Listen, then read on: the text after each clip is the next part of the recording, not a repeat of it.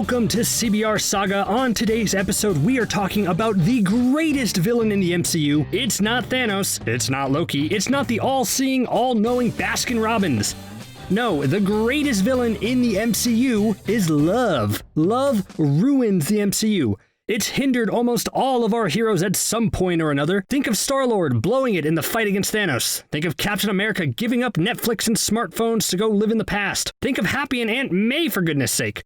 All these instances prove that love is a major hindrance to the MCU. Today, we'll discuss some of the worst instances of love in the MCU, why some of these movies don't necessarily need a love story, how it affects these characters, and how the MCU should approach love in the future. It's going to be a big love-filled episode. So I'm joined today by my co-host, Nick. Nick, how you doing today? Doing good, Jacoby. Thank you for having me. Very excited to talk about love. It's going to bring back some high school flashbacks. Of course, naturally, as it will for all of us. So just to start off, Nick, I have a question for you. Okay. If you were a superhero and you had a loved one, right, that, you know, someone very close to you, would you tell them your secret identity or would you keep it a secret? Would you either be Iron Man or would you be Spider-Man? I'd probably tell them like on the second day.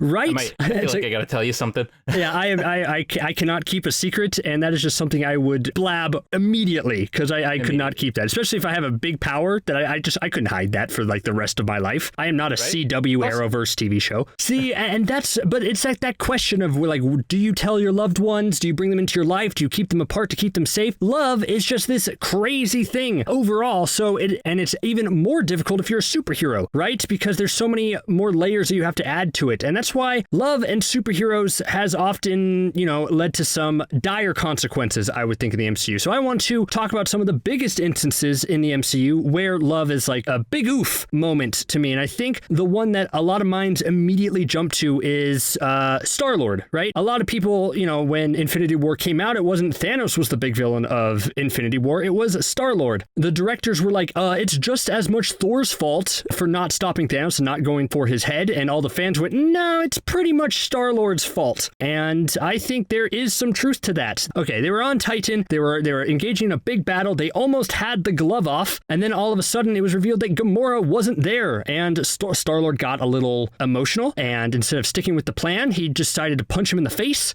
And that woke him up. And then that caused the problem. And then he ran away. So how do you read that whole situation overall? Well, in many ways, being, emotional about love is a good thing. However, you're right. When you're a superhero, there's a whole lot of instances where it would pay off to be less emotionally attached to the people you are heroing for. We're obviously not against like putting an axe through Thanos' face because someone said someone should do that. But if Peter was thinking clearly and he heard that Thanos is under, go for the head, as it were. But he couldn't because he was so in love with Gamora that his thoughts were no longer clear. He did something that put the entire mission and obviously half of the universe in dire jeopardy. And yeah, Star-Lord kind of blew it. My question is, because Star-Lord gets a lot of flack for that, do you think anybody else in that situation would have done the same thing? Say if Thanos was like, I took Aunt May to Vormir and I threw her off and she's dead now. Do you think Spider-Man would freak out and abandon the mission? Oh, Spider-Man. Okay, I thought you were going to ask me if Happy was going to go after them. Okay, picture this. On Titan, it's all these heroes plus Happy Hogan. Do I think? Yeah, no, I do. And I actually think it's happened before. If you look at the best example I point to for this is Captain America Civil War. Tony, at the end of the movie, finds out he's standing in the room with the guy who killed his mom. And no matter what sort of reasoning Cap can give, no matter what the circumstances, Tony attacks. Even though, he's a rational person, he knows that Bucky was just under control by Hydra. He was used as a weapon. It wasn't his fault. Because he's filled with that emotion, because he's filled with that love, he loses control, and that's why Zemo's plan works. That's why the Avengers divide at the end. So yes, I agree. I think Tony himself, who was in that situation, who yelled at Star-Lord, probably would have done the same thing had he been in that scenario. You're absolutely right. I completely not associated those two moments together because I think it's kind of easy to forgive Iron Man for his many problems that he's created, but that is a big one. That is literally almost the same exact situation, even more so, even that you could arguably say that what Tony did was worse because, as you said, he knew that Bucky was brainwashed. It wasn't really him, and it's kind of a minor thing where, as opposed to Peter was like, this is the woman that he loved. He probably found love for the first time in his life, and now that person was ripped away from him, you know? So if you put those two together, it looked like Star-Lord was more in the right than Tony was. A little bit, yeah. And I mean, Tony's had like the capability to be level-headed. You know, when he thought Pepper died in Iron Man 3, he was still able to collect himself and fight Killian. And make quips. I always thought that was weird in that movie. Like, very. She died, and then he makes like a joke about performance issues. Like, it's like, that's a little awkward. Yeah, he does. That happens. So Tony himself is not a consistent character. So, you know, he doesn't really get the chance to talk to Star-Lord after it about it, obviously, because Star-Lord goes away for a little bit. But I think if Tony even sat down for a second and said, you know, if I were in that guy's shoes, I might have done the exact same thing. Okay, so I think it is understandable that all this Star-Lord hate isn't as justified. So let's move over to another big example, another moment that's really debated for its love merits. It's Captain America, you know, one of the big faces of the MCU. Of course, spoiler alert for Endgame, if you haven't seen Endgame yet, he goes back in time at the end of the movie and decides to stay with Peggy. He basically hangs up his shield, gives it to the wrong person, and basically just chooses to be happy. And that was a big point of contention with a lot of people, because it was just like, yeah, it's nice that he's happy, but is that something Captain America would really do? He gave up his duty to protect, you know, the world and everything, you know, because with great power comes great responsibility. Someone said that, I don't really remember who, and just decided to be happy for himself. Was that a selfish thing to do that for love? Yes. Yes, it was a very selfish thing. However, I will fully say that Captain America, being the most selfless person in the MCU, maybe he deserved to be a little selfish, but you are right. It does leave the state of the MCU in a bigger question than it could be. You know, like Cap could stick around and continue to be Cap, and everyone would feel a lot safer for it, as opposed to, especially with the way Falcon and the Winter Soldier looks, based on that trailer, it looks like things are in sort of a state of disarray where we don't really know who's going to be the next symbol of hope. So yes, it was a very selfish thing. However, I think Cap deserved it. But again, you got to look at the big picture. And in a way, Cap's love for Peggy is putting a lot of people in danger right now.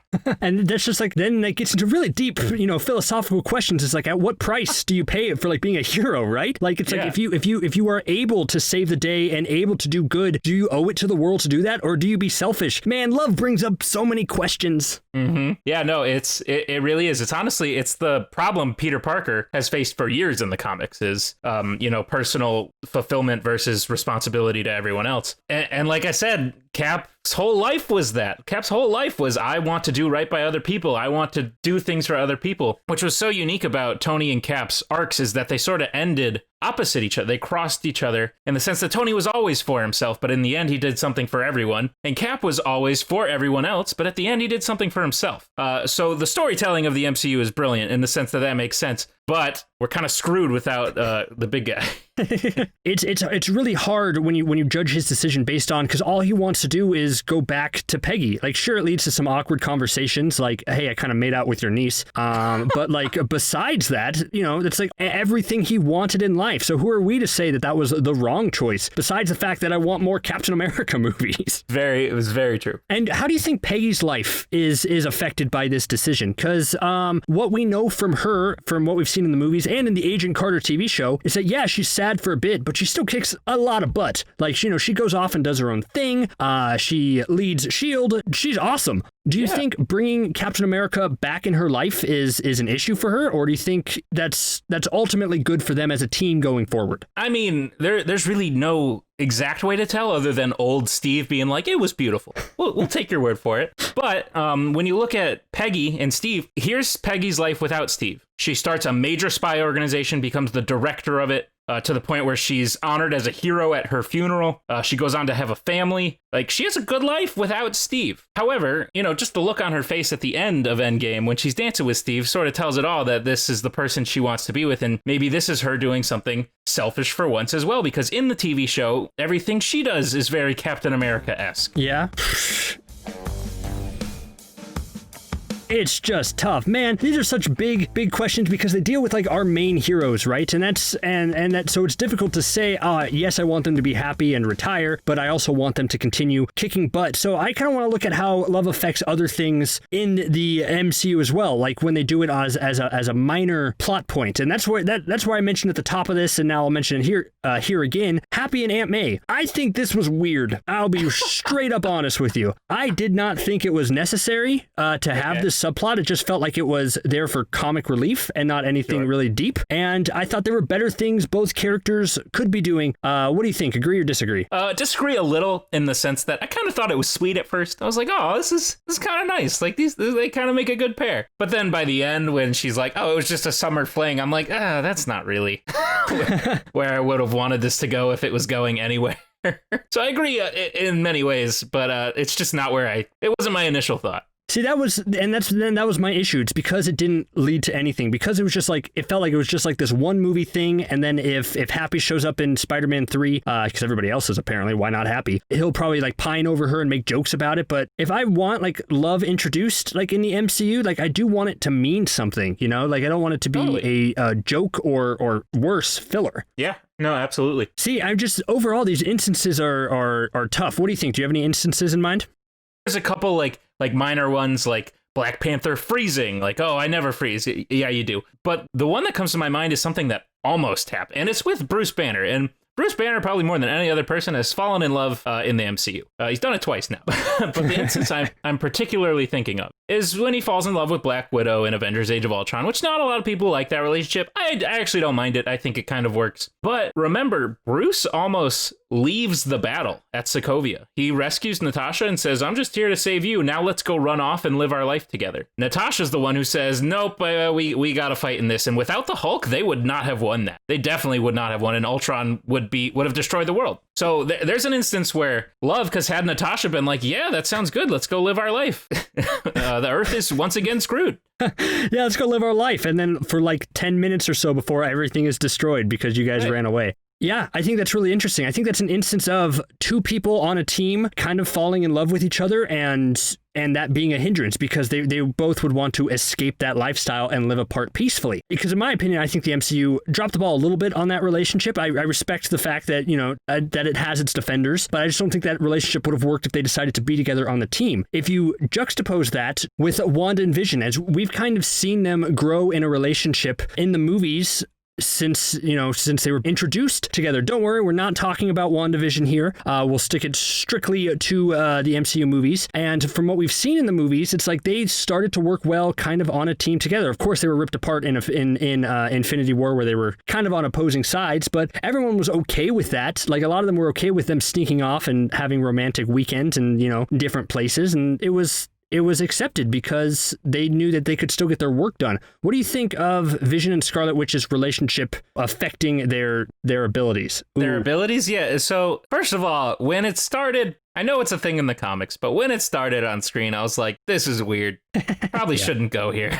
But we did. And honestly, I fell for it. I really did start to like it, especially when they were like, Vision's becoming more human and things like that. And then like, oh, they're both connected through the Mind Stone, how they got their powers. It's like, okay, that's all really interesting. But in very similar ways, without that connection, Vision isn't alone in Scotland with Scarlet Witch when he gets attacked. He's with like the rest of the team who can defend him better and he's not injured. Maybe, you know, Scarlet Witch is sort of like, we're not killing you. That's not an option. We're not destroying the stone in your head. And Captain America goes along with it. But maybe if like, I don't know, Rhodey had Scarlet Witch's powers, he'd be like, listen, sit down. We're saving the world. we're getting that stone out of your head one way or another, you know? Yeah. So in many ways, that personal relationship, in many ways, is a beautiful thing, how something so small can overcome something so large. But in other ways, it puts people in a lot of danger. It really screws a lot of the character. I can't believe I didn't think of that one first, because I actually think that is the biggest example of love ruining the MCU. Because, right, every single one of those things, that every bad thing that happened in Infinity War with Vision is a result of their relationship. You are 100% right. I realized that while I was saying it, I was like, oh no, this is wrong. Because Yeah, because they would have been part of their team. They would have been separate, and they probably would have made the difficult choice. Because if Captain America is the lone dissenter, I think they would have ripped that stone right out of his head. Wow, man, I was trying to find a way to defend the fact that love maybe doesn't ruin the MCU, but oh gosh, maybe it does. Maybe just a little.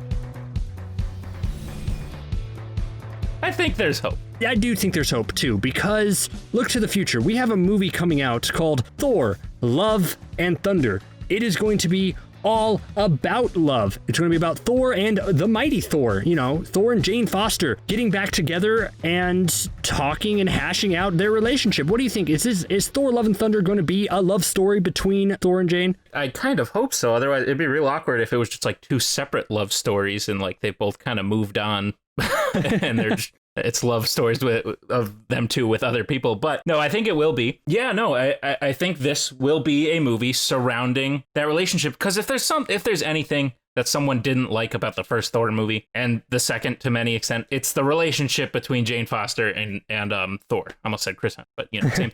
Same thing. It's just not a really well fleshed out relationship. Jane Foster's an awesome character. Thor's an awesome character, but they just didn't really work to build that relationship. So if there's anything I think they're going to do with Thor, Love and Thunder, it is sort of fix that. Put them on equal playing field, so to speak, allowing Jane to be worthy to the point where now they have this ability to relate to each other. But who knows? Maybe it's called Love and Thunder because thunder represents the good side and love represents the bad side. So maybe they get into some issues because they redevelop this relationship and now it causes problems for people. Yeah, I hope the crux of the movie, I hope the movie doesn't start off with them, with like their relationship being the cause of whatever happens for the rest of the movie. I hope it's something that develops over time. Like they are going to meet each other at very different stages of their life. And that's actually something I'm really excited for, because Thor underwent a complete character transformation where he's almost a different guy, like it's like he's not the same person we saw in Thor by far. And that's a lot of that is thanks to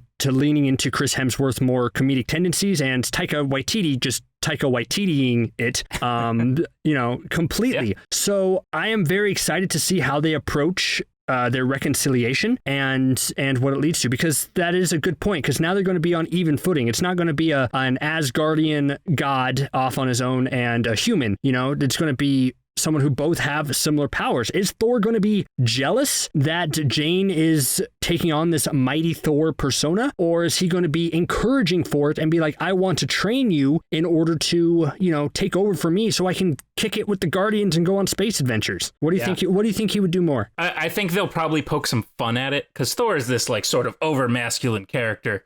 So I think they'll poke some fun at like Jane like swings the hammer and Thor will like mutter under his breath like, oh, I swing it better. I think they'll put some jokes in there, but overall, I think they'll make the relationship more of a team working together one. And I kind of hope that's how it ends, because when I saw Thor ride away with the Guardians at the end of Endgame, I was really excited, because especially with, like you said, the Thor that we have now, this new Thor character would fit in so well going on adventures with the Guardians. But we got the announcement that a Thor movie was coming first. So maybe, just maybe, this will do more of the job of Thor being like, there is Valkyrie to rule in my stead. There is Jane to fight in my stead. I'm going to do the Captain America selfish thing now and go have fun with my friends. And I think that's that's an incredibly exciting concept and idea to think about. And I kind of am all for that.